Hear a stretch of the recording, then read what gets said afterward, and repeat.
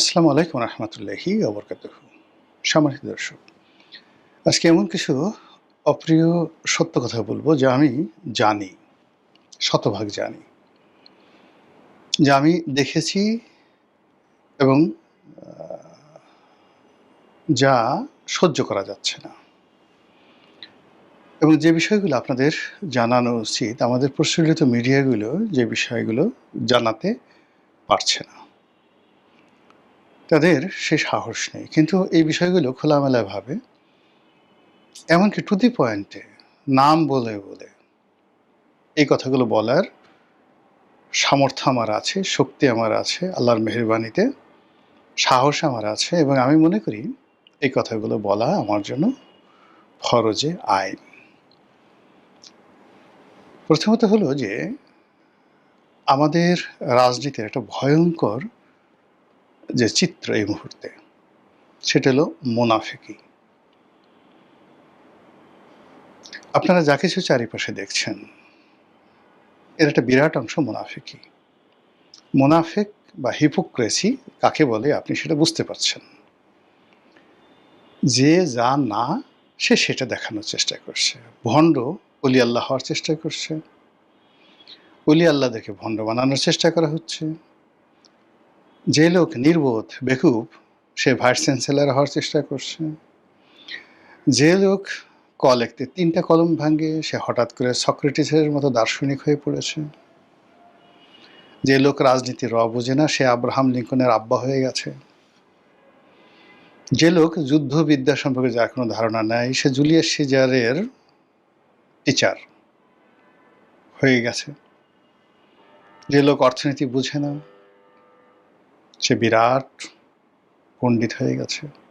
অর্থব্যবস্থার চাণক্যের বাবা, চাণক্য মানে পৃথিবীর সর্বকালের সেরা যে কজন অর্থনীতিবিদ রয়েছেন সর্বকালের 10,000 বছরের মধ্যে, তাদের মধ্যে প্রধানতম ব্যক্তি চন্দ্রগুপ্ত মৌর্যের অর্থমন্ত্রী চাণক্য। এবং তার যে অর্থশাস্ত্র, তার যে অর্থব্যবস্থা ভারতবর্ষে অর্থাৎ আলেকজান্ডারের পরপরে, অর্থাৎ খ্রিস্টের জন্মের প্রায় 300 বছর আগে, তখন প্রায় 50 লক্ষ বর্গ কিলোমিটার ছিল সম্মিলিত চন্দ্রগুপ্ত মৌর্যের ডাইনেস্টি সাম্রাজ্যের আয়তন। এখন ভারতের হলো 36 লাখ বর্গ কিলোমিটার, মানে ভারতের 2.25 গুণ বা 1.5 গুণ। সেই সাম্রাজ্যের অর্থমন্ত্রী এবং প্রধানমন্ত্রী চাণক্য। এখন আমাদের দেশে এরকম অনেক লোক আছে যে জীবনে চাণক্য পড়েনি, জানে না, কিচ্ছু জানে না, সে এখন চাণক্যের আব্বা হয়ে অর্থনীতির গুরু হয়ে বসেছেন। এরপর আরেকজন বিখ্যাত অর্থনীতিবিদ, ইউরোপের যে ভূমি ব্যবস্থা এবং ট্যাক্সেশন সিস্টেম এবং জরিপ সিস্টেম সারা দুনিয়াতে যে এখন চলে, ইভেন আমেরিকাতে, উড ইউ বিলিভ মহারাজা টোডরমল, তিনি শেরশাহের অর্থমন্ত্রী ছিলেন, পরবর্তীতে আবার আকবরের অর্থমন্ত্রী হয়েছিলেন। তিনি সেটা করেছিলেন এবং তার সেই অর্থব্যবস্থার কারণে 350 বছর মুঘল সাম্রাজ্য টিকে ছিল। এখন এই যে আমরা জমির যে কর নির্ধারণ করি, এ সবই তার আবিষ্কার। এই বাংলাদেশে যখন চরম অর্থনৈতিক দুরবস্থা, তখন এরকম অনেকে রাজা টোডরমল সম্পর্কে কিছু না জেনেও তারা মহারাজা টোডরমলের আব্বা হয়ে বসে আছেন। এই কথাগুলো আমাদের পত্রপত্রিকাগুলো বলছে না। তারা পয়েন্ট আউট করে কোনো ভণ্ডের ছবি আঁকতে পারছে না। তারা বলছে না যে তুমি তো কিছু জানো না, তুমি ভণ্ড, তুমি প্রতারক, তুমি কিছু বোঝো না, তুমি শুধু খেলো, তুমি শুধু হাসো, তুমি শুধু অভিনয় করো, আর এর বাইরে এই জনগণের টাকা খাওয়া ছাড়া তোমার আর কোনো কাজ নাই। মিডিয়াগুলো আগের মতো বলতে পারছে না যে ঘুষ এবং দুর্নীতির বিরাট অংশ তোমার পকেটে যাচ্ছে। তুমি এই অল্প সময়ের মধ্যে বিদেশে টাকা পাচার করে তুমি এবং তোমার যারা লোকজন রয়েছে সারা সুইস ব্যাংকে সয়লাভ করে ফেলেছে। এই কথাগুলো বলা যাচ্ছে না, মিডিয়াগুলো বলতে পারছে না, বলবে কি করে? মিডিয়া থেকে আওয়ামী লীগের লোকজনকে ঝেঁটিয়ে বিদায় করা হয়েছে।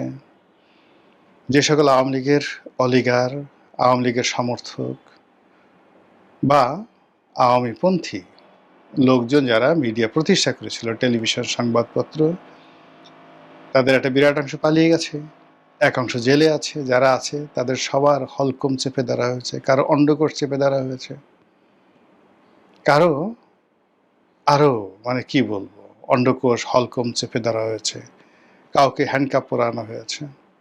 আর সেখানে নতুন দলবাস পান্ডা কিভাবে দুই কলম লিখতে হয়, কিভাবে মানে যাকে বলা হয় একটা সংবাদ তৈরি করতে হয়, কিভাবে সরকারকে সেভ করতে হয়, কিভাবে সরকারের বিরোধিতা করতে হয়, কিভাবে শেখ হাসিনার বিরুদ্ধে ন্যারেটিভ তৈরি করা যায়, এই জিনিসগুলোর সরিয়া ABCD জানে না। They are the just street man, রাস্তার মানে ওই যে ইউটিউব এখন অনেক আছে না, আমি সাংবাদিক একটা বিখ্যাত নাটক দেখেছিলাম, ওইরকম এক মহিলা এসে গালের উপর চর বসায় দেয় একজনকে, যাই তুই আমার ছবি তুললি কেন? তখন সে চর খাওয়ার পরেও লাফে বলতে থাকে আমি সাংবাদিক। তা বলে যে সাংবাদিক হলে কি তুই ছবি তুলতে পারবি নাকি?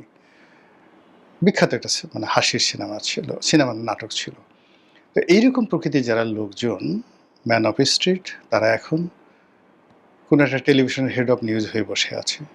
জাস্ট কথার কথা, কোনো একটা পত্রিকার সম্পাদকীয় বিভাগের প্রধান হয়ে আছে, কোনো একটা পত্রিকার চিফ রিপোর্টার হয়ে বসে আছে।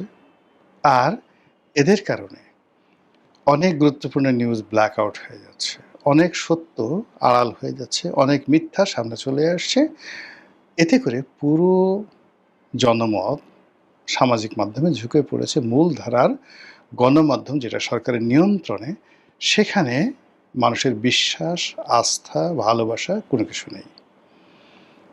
কথা প্রসঙ্গে ধরেন আমি একটা মিডিয়াতে জয়েন্ট এডিটর রূপে আছে, বয়স কত হবে বড় জোর 40-45, 40-42 বছর, দু কলম লিখতে পারে না, কিছু পারে না, কোনোদিন বিএনপি করতে দেখিনি।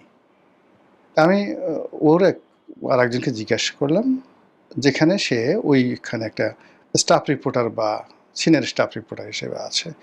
আমি ওর সম্পর্কে জিজ্ঞেস করলাম যে ওই ছেলেটা হঠাৎ করে এখানে আসলো কি করে?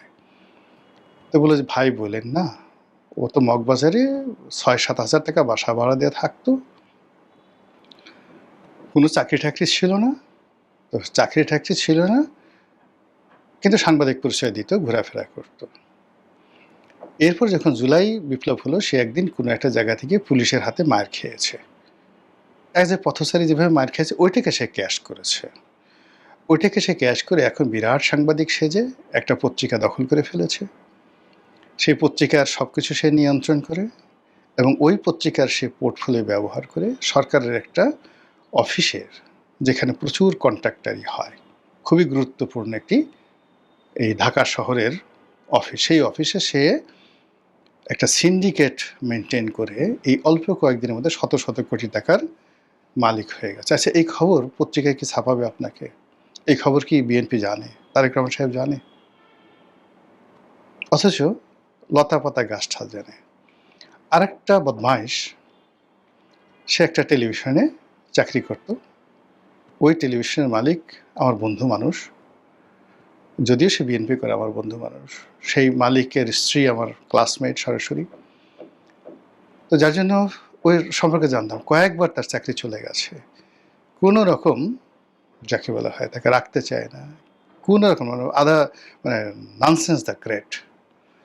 তো সেই ননসেন্সটা একটা অনুষ্ঠান উপস্থাপনা করত এবং আমি সেই অনুষ্ঠানে ছিলাম। তো আমি বললাম যে এই যে দেশের যে অবস্থা, আওয়ামী লীগ জামানায় 2016 বা 17 সনে, আমি বললাম দেশের যে অবস্থা, আপনি যে এত বড় বড় মানে আমরা তো কথা বলছি, আপনাকে যদি শেখ হাসিনার তো দূরের কথা, তার সেক্রেটারির দূরের কথা, আপনি কি শেখ হাসিনার একটা পিয়ন ড্রাইভারের বিরুদ্ধে একটা টু শব্দ করার ক্ষমতা আপনার আছে?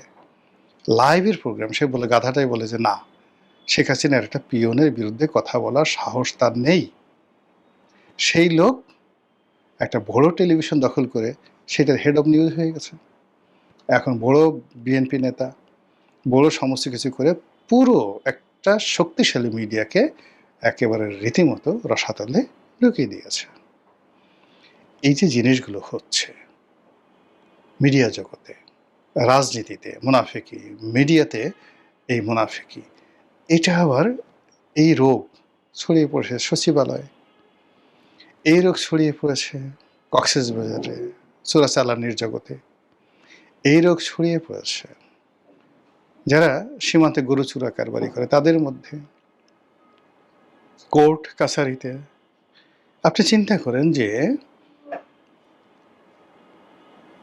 সরকারি অফিস মানে হাইকোর্টের বিচারপতির রায় নকল করে অ্যাটর্নি জেনারেলের অফিসের লোকজন কোটি কোটি টাকা চুরি করেছে এবং সেতে তাদের বিরুদ্ধে স্বয়ং অ্যাটর্নি জেনারেলকে পদক্ষেপ নিতে হয়েছে।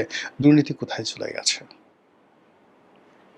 এই সমস্ত দুর্নীতিবাজরা আবার এই নিজেদের টাকা ভাগাভাগি করার জন্য মারামারি করছে, কাটাকাটি করছে, একে অপরকে ঘুষি দিয়ে নাক ফাটিয়ে ফেলছে এবং সেটা নিয়ে কোর্ট কাছারির ভিতরে বাইরে নানা রকম মুখরোচক আলাপ আলোচনা হচ্ছে। এগুলো তো মিডিয়াতে আসছে না, এগুলো নিয়ে কেউ কথা বলছে না। আর এরকম পরিস্থিতি যখন তৈরি হয়ে যায় তখনই পর্দার আড়ালের যে গোখরা সাপগুলো, ঘরের মধ্যে যে ছোট ছোট গর্ত রয়েছে সেই গর্তের মধ্যে লুকিয়ে থাকা গোখরা সাপগুলো ফোঁস ফাঁস করতে থাকে এবং একটু সুযোগ পেলে বের হয়ে সবল দেয়। ফলে শেখ হাসিনা চলে গেছে, আমরা যারা বগল বাজিয়েছিলাম। আবার ডক্টর মোহাম্মদ ইউনূস চলে গেছেন, আমরা যারা বগল বাজিয়েছিলাম। এখন আমাদের বগলের মধ্যে বড় বড় ফোড়া হয়ে গেছে, বাজানো তো দূরের কথা, বগলটা যে চেপে রাখবো সেই অবস্থা নেই। হাত দুটো মানে যেভাবে পাখি উড়াল দেওয়ার জন্য পাখা দুটো মিলে থাকে, এখন আমাদের বহু মানুষের বগলে এরকম বড় বড় ফোড়া হয়েছে। ফলে আমরা দুই হাত উঁচু করে, মানে আপনার যেভাবে বিসি চেপে ধরলে, অন্ডকোষ চেপে ধরলে মানুষ আত্মসমর্পণ করার জন্য হাত উপরে তুলে দুই হাত এভাবে তুলে দেয়, বা আপনি সিকিউরিটি ক্লিয়ারেন্সের জন্য দুই হাত আপনি যেভাবে মেলে ধরেন, এইভাবে লক্ষ লক্ষ মানুষ, নিরীহ মানুষ যারা বগল বাজিয়েছিল তাদের বগলের মধ্যে বিষ ফোড়া হয়ে গেছে। এখন তারা দুই হাত মানে দুই দিকে মেলে হাঁটাচলা করছে। কারো কারো কুস্কিতে ফোড়া হয়েছে। তাহলে কুস্কিতে ফোড়া হলে কি অবস্থা হয় বুঝেন, কীভাবে চাগায় বাগায় হাঁটে, ওইরকম অবস্থা হয়ে গেছে এখন ভুক্তভোগী সাধারণ আমজনতার। এরকম একটা দুর্বৃত্তর সময়, দুর্বোধ্যর সময়, দুর্বৃত্তপনার এই দেশে আমি মনে করি সত্য কথা বলা, মানুষকে সত্য বিষয় জানানো এবং সমাজে যা কিছু হচ্ছে সেই বিষয়গুলো তথ্য প্রমাণ সুনির্দিষ্টভাবে আপনার কাছে রাখুন, কিন্তু শত্রুতা না করে বলতে থাকুন। এটা ফরজে আইন।